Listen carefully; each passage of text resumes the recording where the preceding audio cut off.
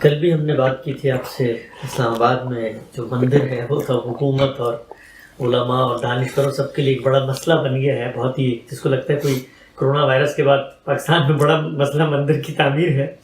دو تین چیزیں سامنے آئی ہیں، نیا استدلال ہے جو میں آپ کے سامنے ایک ایک کر کے رکھتا ہوں۔ پہلا یہ کہا گیا ہے کہ قرآن مجید نے اہل ایمان کو جب سیاسی اقتدار حاصل ہوتا ہے تو یہ بتایا گیا ہے کہ الذی ان مکناہم فی الارض فاقاموا الصلاۃ وآتوا الزکاۃ، تو جب ان کو اقتدار ہم زمین میں دیتے ہیں، یہ نماز کا اہتمام کرتے ہیں، یہ زکوٰۃ جو ہے وہ دیتے ہیں، تو یہ ہے اہل توحید کی صفات، خصائص اور خصائل جو اللہ نے بیان کی ہیں۔ یہاں پر ہم مسلمانوں کے سیاسی رہنماؤں سے یہ مطالبہ کر رہے ہیں کہ تم نماز زکوٰۃ چھوڑ کے شرک کی غلاظت کے اڈوں کی تعمیر میں اہل ایمان کا پیسہ خرچ کرو۔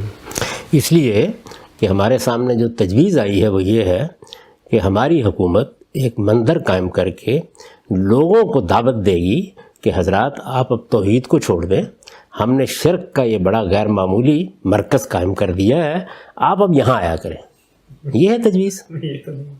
جو یہ آیت ہے الذین ان مکناہم فی الارض اقاموا الصلاۃ وآتوا الزکاۃ وامروا بالمعروف ونہوا عن المنکر، وہ یہ بیان کر رہی ہے کہ مسلمانوں کی ذمہ داریاں کیا ہیں، اور اس کے لیے ایک باقاعدہ نظم تجویز کیا گیا ہے۔ یعنی یہ بتایا گیا ہے کہ ہر ہفتے جمعے کے دن جامع مسجد میں یا کسی کھلے میدان میں مسلمانوں کے حکمران یا ان کے مقرر کردہ لوگ آئیں گے اور وہ لوگوں کو خدا کی یاد دہانی کرائیں گے، توحید بتائیں گے، معروف کی تلقین کریں گے، منکر چیزوں سے روکیں گے۔ یہ ان کی ذمہ داری ہے، یہ اس آیت میں بیان ہوئی ہے۔ تو یہ ذمہ داری انجام دینے کے لیے جب میں بات کرتا ہوں کوئی بھی اس آواز میں آواز نہیں ملاتا۔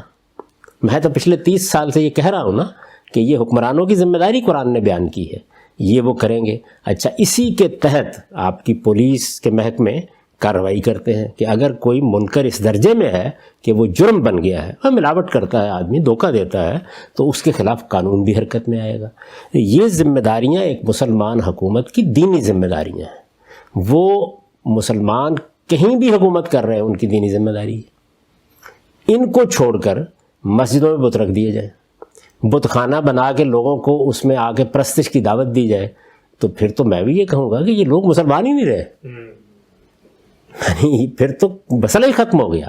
یہ بات یوں نہیں ہے، یہ یوں ہے کہ اس وقت ہم ایک قومی ریاست میں رہ رہے ہیں۔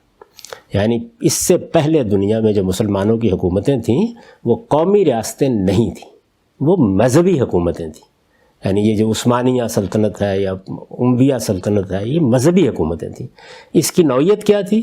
اس میں اصل میں جن لوگوں پر آپ حکومت کر رہے تھے وہ اگر مسلمان نہیں ہیں تو وہ کیا تھے؟ وہ آپ کے محکوم تھے۔ تو گویا حاکم اور محکوم کے تعلق کے ساتھ حکومت قائم تھی، ان پر جزیہ عائد کیا گیا، ان کو محکوم ہونے کے لیے پابند کیا گیا۔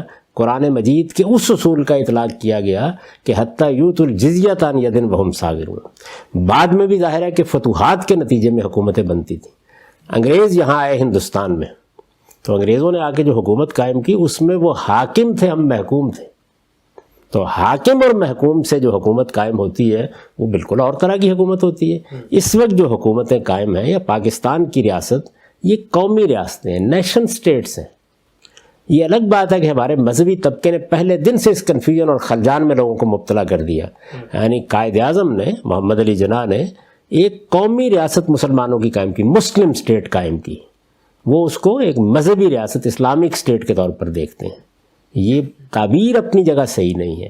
اس وقت کی تمام حکومتیں جتنی ہیں، اگر آپ کہتے ہیں کہ افغانستان یا ایران ریاست ہے تو مجھے آپ روک کیسے سکتے ہیں وہاں داخل ہونے سے؟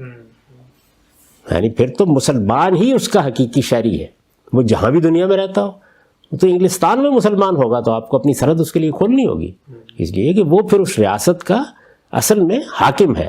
لیکن اس وقت کی ریاستیں یہ نہیں ہیں، یہ قومی ریاستیں، نیشن سٹیٹس ہیں۔ یہ اس اصول پر نہیں بنی کہ مسلمان یہاں حاکم ہیں اور ہندوستان میں ہندو حاکم ہیں، نہیں، یوں نہیں ہے۔ سارے لوگ جو ان ریاستوں میں رہ رہے ہیں وہ سب کے سب برابر کے شہری ہیں، اور برابر کے شہری کی حیثیت سے وہ حکومت کے نظم میں شریک ہیں، وہ ٹیکس دیتے ہیں۔ لہٰذا جو روپیہ آپ کے پاس جمع ہوتا ہے بغیر کسی مذہبی تفریق کے آپ اس کو ان پر خرچ کریں گے۔ पुल बनाना है, हस्पताल बनाना है, कोई सहूलतें पैदा करनी हैं, उसमें मज़हब की बुनियाद पर हरगिज़ कोई तफरीक नहीं की जाएगी। यही कायदे आज़म का ऐलान है 11 अगस्त 1947 को। पहले इस बुनियादी बात को समझ लीजिए। तो जब आपने ये जिम्मेदारी उठा ली तो इस वक्त हुकूमत क्या कर रही है, वो ये कर रही है कि इस मुल्क में, अच्छा फिर मैं मज़ीद अर्ज़ कर दूं, जिस वक्त आप पुरानी फ़िक़्ह पढ़ते हैं तो वहाँ शहर हाकिम है ना आप, तो आपने मुसलमानों के शहर अलग कर रखे हुए हैं और आपने अपने महकूमों को पाबंद कर रखा हुआ है। पढ़िए तारीख ज़रा कि तुम्हारे शहर फ़लाँ फ़लाँ हैं। इस वक्त ये सूरत हाल है। यानी क्या पाकिस्तान में किसी हिंदू के लिए, किसी सिख के लिए, किसी मसीही के लिए इस्लामाबाद में ज़मीन ख़रीदना ममनू है? लाहौर में, कराची में कोई उनके अलग शहर बसा रखे हैं आपने? तो इसका मतलब यह है कि वो मुल्क के बाशिंदे हैं, पूरी कौम का हिस्सा हैं, पूरी की पूरी रियासत के बराबर के शहरी हैं। जिस जगह चाहे जाकर ज़मीन ख़रीदें, जिस जगह चाहे जाकर इबादतगाह बनाएं, ये सब चीज़ें, उन्हें जो कानून ज़ाब्ते हैं वो सब के लिए यकसा होंगे। यानी मस्जिद बनाने के लिए भी मुझे उसी प्रोसेस से गुजरना होगा जिससे उनको मंदिर बनाने के लिए, गिरजा बनाने के लिए। तो ये हैसियत पहले समझें क्या है। यहाँ अल्लज़ीना मक्कन्नाहुम कहाँ ज़ेर बहस आ गया? वो तो मुसलमान हुक्मरान की जिम्मेदारियाँ हैं जो उसने अदा करनी है। यहाँ सूरत हाल ये है कि ये बराबर के शहरी हैं, इनके हुकूक अदा करने हैं, इनके साथ बराबरी का सलूक करना है। ये मेरी दीनी और मजहबी और अखलाकी जिम्मेदारी है। आप इसको तब्दील करना चाहते हैं तो पहले रियासत की नौयत तब्दील की, पहले उस माहिदे को ख़त्म करें जिस पर ये मुल्क बना है, या इस वक्त सारे मुल्क बने हुए हैं। मलेशिया भी ऐसे ही है, इंडोनेशिया भी ऐसे ही है, अफ़गानिस्तान भी ऐसे ही है, ईरान भी है। सब कौमी रियासतें, नेशन स्टेट्स हैं, मराकश से लेकर इंडोनेशिया तक। सिर्फ इस सऊदी अरब यानी अरब की सरजमीन इससे मुस्तस्ना है, बाकी सब कौमी रियासतें। तो इन कौमी रियासतों की बुनियाद इस चीज़ पर रखी गई है कि इसमें मज़हब की बुनियाद पर आप कोई तफरीक कर ही नहीं सकते। जब नहीं कर सकते तो अब आपके पास जो माल जमा हुआ है, पहला मरहला क्या है जिस पर मैंने राय दी कि वो लोग अगर ख़ुद कोई मंदिर बनाना चाहते हैं, ज़मीन ख़रीदें कि मंदिर बनाएंगे, इस पर तो आप एक लफ्ज़ भी नहीं कह सकते। दूसरी बात मैंने क्या कही कि अगर आपकी मजहबी अमूर या अक़लियती अमूर की जो वजारत है उसमें बजट में आपने कोई रकम मखसूस की हुई है कि ये असल में मुख्तलिफ गिरोहों की इबादत गाहों के लिए दी जाएगी, इसमें भी आप तफरीक नहीं कर सकते। अगर की हुई, नहीं की हुई तो आप इनकार कर दीजिए, लेकिन फिर आप मस्जिद के लिए भी नहीं कर सकेंगे। यानी ये रियासत इस उसूल पर बनी है, पहले इसको समझ लें। हमारे मजहबी तबके का मसला ये है कि वो पुरानी फ़िक्र से दारुल इस्लाम निकालता है, उससे दारुल हरब निकालता है, मुसलमानों के शहर कौन से और गैर मुस्लिमों के शहर कौन से हैं और सब निकालता है, और उसका इतलाक इस कौमी रियासत पर कर देता है। ये सिरे से इस उसूल पर कायम ही नहीं हुई। तो पहले बुनियादी बात ये समझिए। अब रह गया इस्तिस्ना अरब का। तो अरब के मामले में ये मैंने नहीं उसको अलग किया, अल्लाह का रसूल करके गया है, ऐलान करके गया है कि ला यज्तमिउ फीहि दीनान, यानी वहाँ पाबंद कर दिया गया है कि कोई गैर मुस्लिम उस सरजमीन का शहरी नहीं बन सकता। ये पहली बात है। तो आप देखिए वो कौमी रियासत रही नहीं, वो असल में जो भी हुकूमत वहाँ कायम होगी वो मुसलमानों की हुकूमत होगी। वहाँ किसी दूसरे आदमी का इस्तेहकाक इब्तिदा से चला गया। ये अल्लाह के रसूल का फ़ैसला है। अल्लाह का फ़ैसला कुरान में बयान हुआ है, जिसको रिसालत में आप सल्लल्लाहु अलैहि वसल्लम ने नाफिज किया, और ये कहा कि यकून दीन कुल्लुहु लिल्लाह, इस सरज़मीन में दीन सब अल्लाह का होगा। और फिर अपने बाद के लिए ऐलान किया कि ला यज्तमिउ फ़ीहि, यानी फ़ी जज़ीरतिल अरब दीनान, इस जज़ीरा नुमा अरब में कभी भी दो दीन जमा नहीं होंगे।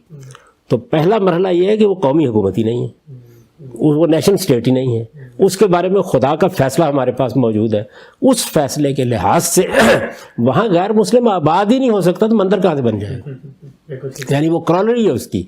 इस हुकूमत में गैर मुस्लिम उसका शहरी है, वो सिख है तब भी शहरी है, वो मसीही है तब भी शहरी है, वो हिंदू है तब भी शहरी है, बुद्ध है तब भी शहरी है, अर्ज़ करूँ यहूदी है तब भी शहरी है। अगर उसको शरीयत हासिल है तो फिर यहूदी अपना सिनेगॉग बनाना चाहे, कैसे रोक सकते हैं आप उसको? इस बुनियादी बात को समझें। इसी तरह बाद हज़रात ने ये करम फरमाया कि मैंने ये कहा था कि भाई सऊदी अरब की नौयत, या जज़ीरा नुमा अरब कहिए, सऊदी अरब तो खैर एक और चीज़ है, जज़ीरा नुमा अरब की नौयत एक मस्जिद की हो गई है। तो इरशाद हुआ है कि मस्जिद तो खुदा की सारी ज़मीन है, रसूलुल्लाह ने फरमाया कि तमाम दुनिया मस्जिद है, मस्जिद है। तो अगर यही बात ठीक है तो फिर असल में आपकी दूसरी जिम्मेदारी बन गई है, वो ये है कि जो मंदिर मौजूद हैं, जो गिरजे मौजूद हैं, सबको ढा दीजिए। माल रोड पर बहुत आला दर्जे गिरजे मौजूद हैं, یہ بات ہی غلط ہے. یعنی یوں نہیں ہے. وہ تو میں نے بات سمجھانے کے لیے ایک مثال دی تھی کہ جیسے ایک مسجد ہوتی ہے تو مسجد میں تو آپ مندر نہیں قائم کریں گے نا آپ کے, تو وہاں پورے جزیرہ نما عرب کو یہ حیثیت دے دی گئی ہے. اور وہ جو کہا گیا ہے کہ جعلت لی ارض مسجدہ, یہ جو زمین ہے میرے لیے پوری, تو اس کا مطلب ہے کہ ہر جگہ نماز پڑھنی جائز ہے, پاک ہے, ہر جگہ پاک ہے, ہر جگہ آپ مسجد بنا سکتے ہیں. اس کا مطلب یہ ہے. اس کا یہ مطلب نہیں ہے کہ آپ افغانستان میں آئیں تو بامیان کے مندر گرا دیں, آپ کسی اور ملک میں جائیں تو وہاں ان کی عبادت گاہیں گرا دیں. آپ یہ کر ہی نہیں سکتے, قریب نہیں پھٹک سکتے اس کے. تو پہلے یہ سمجھیے کہ جزیرہ نما عرب کو اور اس سے پہلے فلسطین کو جو حیثیت دی گئی وہ خدا کی دی ہوئی ہے. اس حیثیت کو اگر دنیا کی بڑی طاقتیں نام قبول کریں, لوگ ہم سے وہ حیثیت تبدیل کرانا چاہیں, ہم مر جائیں گے, لڑیں گے وہاں پہ. اس لیے کہ وہ خدا کا فیصلہ ہے, خدا اور خدا کے رسول کا. اس کو ہمیں ہر حال میں قائم رکھنا ہے. کیوں فیصلہ کیا گیا ہے؟ دنیا کے مرکز کے اندر اللہ کا گھر ہے اور وہ پوری سرزمین میں مسلمان ہی اس کی تولیت کریں گے, یعنی وہ اس کے متولی ہے مسلمان. اسی لیے وہاں کا حکمران جو ہے مجبور ہوا خادم الحرمین الشریفین کہلانے کے لیے. اس سرزمین کی نوعیت بالکل مختلف ہے, یعنی ویٹیکن کی نوعیت بالکل مختلف ہے, باقی دنیا کی بالکل مختلف ہے. تو یہ چیز ہے, وہ ہمارا, اس میں میں نہیں فیصلہ کر رہا یا میں کسی چیز سے استنباط نہیں کر رہا. اللہ کے رسول نے وہاں ممنوع قرار دے دیا کہ کوئی غیر مسلم آباد ہی نہیں ہو سکتا, تو اس لیے نوعیت بالکل تبدیل ہو گئی. وہاں استحقاق ہی ختم ہو گیا. پہلے یہ فیصلہ یہاں بھی کریں, یہ کہیں کہ یہاں کے غیر مسلم محکوم ہیں, ذمہ ہیں, محکوم کی حیثیت سے رہیں گے ہمارے ہاں, ان کو کوئی حق نہیں ہے, انہوں نے اپنی عبادت بھی کرنی ہے تو اپنے گھر کا دروازہ بند کر کے کریں. تو پہلے یہ اصولی بات کریں. اگر مسیحی اپنے گرجے بنا رہے ہیں اور جا رہے ہیں تو ہندو بھی اپنا مندر بنائیں گے. یہ ہرگز بت پرستی نہیں کو فروغ دینا نہیں ہے, ان کا مذہب ہے. ہم ایک مندر بنائیں, ہمارے حکمران اور اسلام آباد میں کہیں جی اب ہم نے مسجدوں میں کھڑے ہونے کی بجائے مندر میں کھڑے ہو کے شرک کے فروغ کے لیے تقریر شروع کر دی ہے, تب ان آیات کا اطلاق ان کے اوپر ہوگا اور میری آواز اس کی مذمت میں آپ سے زیادہ بلند ہوگی. ٹھیک ہے سر, بہت شکریہ, بہت تفصیل صاحب نے بتایا. آخری پہلو, بعض عام لوگوں نے پوچھا کہ حکومت الہیہ کا قانون تو سمجھ میں آ گیا, لیکن اس کے بعد مسلمانوں نے 1000 سال دنیا میں حکومت بھی کی, ان کی بڑی بڑی سلطنتیں, خلافتیں, ریاستیں قائم تھیں.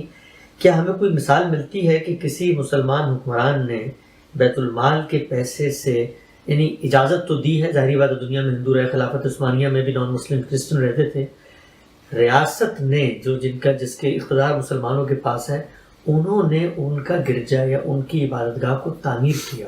اس کو 2 حصوں میں تقسیم کر لیجیے. جو پہلا مرحلہ ہے اس میں تو یہ اعلان کر دیا گیا کہ اب جو غیر مسلم ہیں وہ اصل میں محکوم ہیں, ان کو پست ہو کے رہنا ہے. حتیٰ یوت الجزیۃ عن ید ہم صاغرون, اپنی محکومی کا ٹیکس دیں گے. جزیہ یہ ٹیکس نہیں ہے جو انکم پر لگتا ہے یا جو زکوٰۃ ہے آپ کی, زندگی کی بھیک ہے, وہ گویا زندگی کی بھیک ہے. اس جگہ پر وہ آ گئے, اس جگہ رکھا گیا اس کو, خدائی قانون کا نفاذ ہوا ان کے اوپر.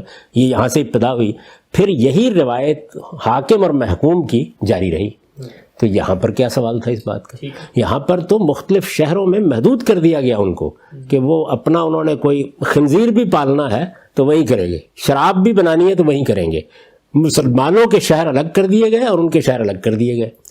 تو حاکم اور محکوم سے تعلق سے قائم ہونے والی سلطنتیں وہ تھی. دوسرا دور وہ آیا کہ جب یہ چیز کمزور ہوتی چلی گئی, یہ حیثیت, تو آپ دیکھیں کہ ہندوستان میں یہ سب کچھ ہوا. اچھا, مندر بنائے گئے ہیں, ان کے لیے زمینیں دی گئی ہیں.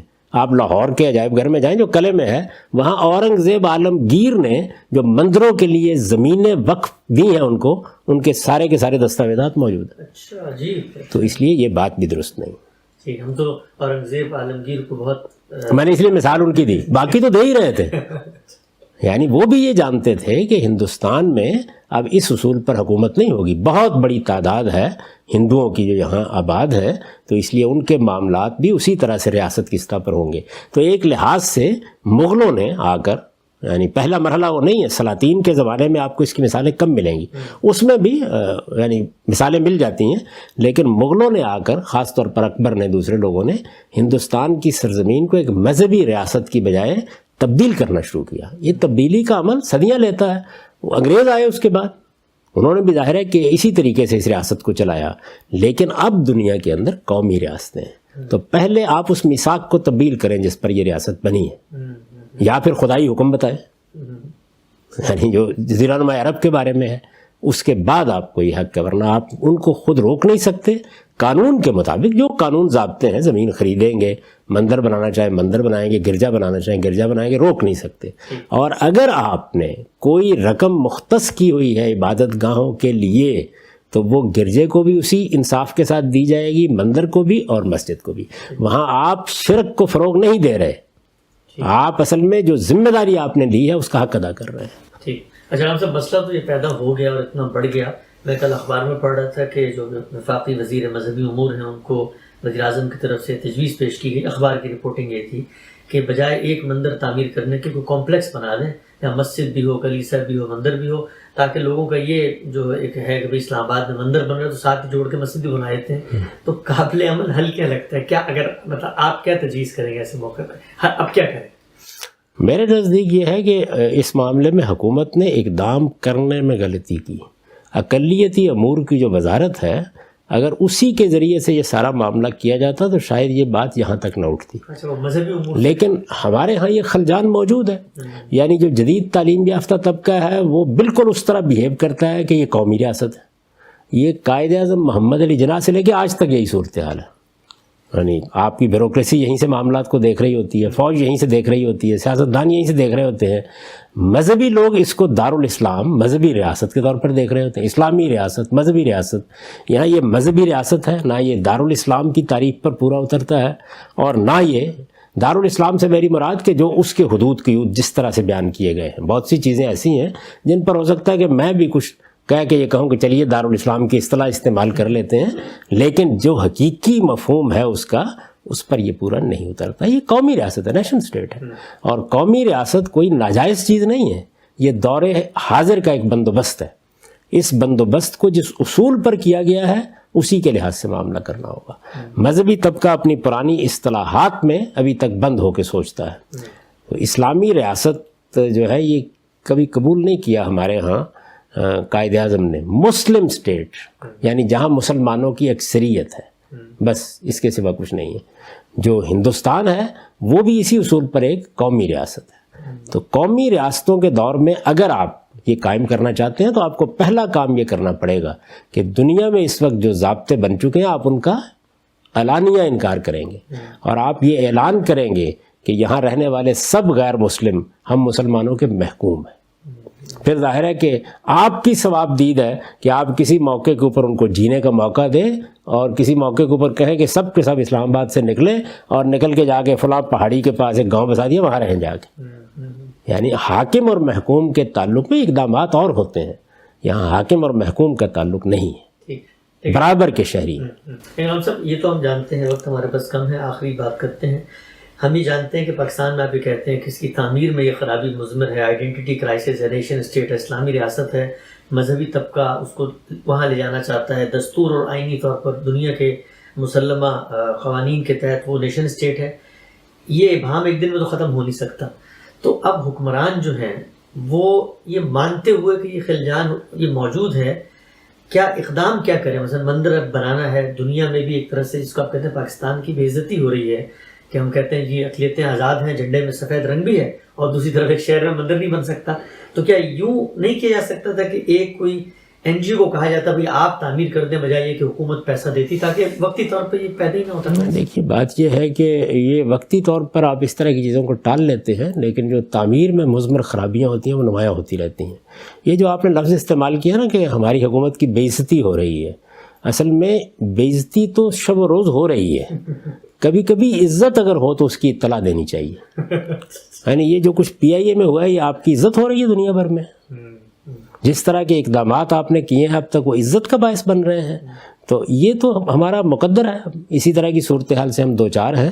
اصل چیز کیا ہے؟ اصل چیز یہ ہے کہ ہمارے حکمران، سیاستدان، دانشور وہ اس خلجان کو دور کریں، ورنہ ایک طرف سے یہ خلجان کے لیے کوئی آپ وقتی تدبیر کریں گے اور دوسری طرف سے نمایاں ہو کے سامنے آ جائے گا اور بار بار آئے گا۔ صاف صاف اس بات کا اعلان کرنا چاہیے کہ پاکستان ایک نیشن اسٹیٹ ہے، اس میں مسلمانوں کی اکثریت ہے، مسلمان پورا حق رکھتے ہیں کہ وہ اپنے دین کی دعوت دیں، وہ جمعے کے خطبے کا اہتمام کریں، وہ اللہ کے دین میں جو چیزیں حکومت سے متعلق ہیں ان چیزوں کو اختیار کریں، ان پر عمل کریں، ریاست کی سطح پر بھی اختیار کریں۔ یہ حق دنیا کی ہر جمہوری حکومت کو حاصل ہے، لیکن اسٹیٹ کی نوعیت مذہبی ریاست کی نہیں ہے۔ اسٹیٹ کی نوعیت نیشنل اسٹیٹ کی ہے، اس کا اعلان کرنا چاہیے، واضح کرنا چاہیے، اور بغیر کسی تردد کے جب آپ یہ بات واضح کریں گے کنفیوژن اس وقت دور ہوگا۔ تو میں تو اس طرح کی چیزیں نہیں تجویز کرتا کہ اس وقت یہ کر لیں اس وقت وہ کر لیں، اس طرح کی تمام تدابیر منافقانہ ہوتی ہیں۔ تو منافقت کے لیے میری کوئی ذمہ داری نہیں ہے، میں تجویز پیش کروں وہ لوگ خود اختیار کر لیں گے۔ جو سیدھی سچی بات ہے اس کی بنیاد پر نظم چلائیں گے تو خلجان دور ہوگا۔ ٹھیک ہے صاحب، یہ جو آپ عام طور پہ اصولی بحثیں اٹھاتے ہیں قرارداد مقاصد کی اور اس طرح کی، تو لوگ عام طور پہ کہتے ہیں بھائی یہ کیا باتیں ہیں، ایک چیز طے ہو گئی ہے، لیکن وہی چیزیں ہیں جو ہر دوسرے جو ہمارے ملک میں سامنے آتی ہیں۔ بالکل ایسے ہی، یعنی یہ چونکہ میں نے تو دیکھیے واضح طور پر یہ بتایا ہے کہ دو چیزیں ایک بیماری کی شکل میں، مرض کی شکل میں اس ملک کو لاحق ہیں، مذہبی اور قومی ریاست کا کنفیوژن، یہ شناخت کا بحران ہے، آپ فیصلے نہیں کر پا رہے، اور دوسرے یہ کہ یہاں پہ حکومت بندوق کو کرنی ہے یا لوگوں کو۔ یہ ملک کی پوری تاریخ 70-72 سال کی اس کنفیوژن اور خلجان کی تاریخ ہے۔ جب یہ نکل جائے گا اس کے اندر سے، اس کی زندگی اس دن شروع ہوگی۔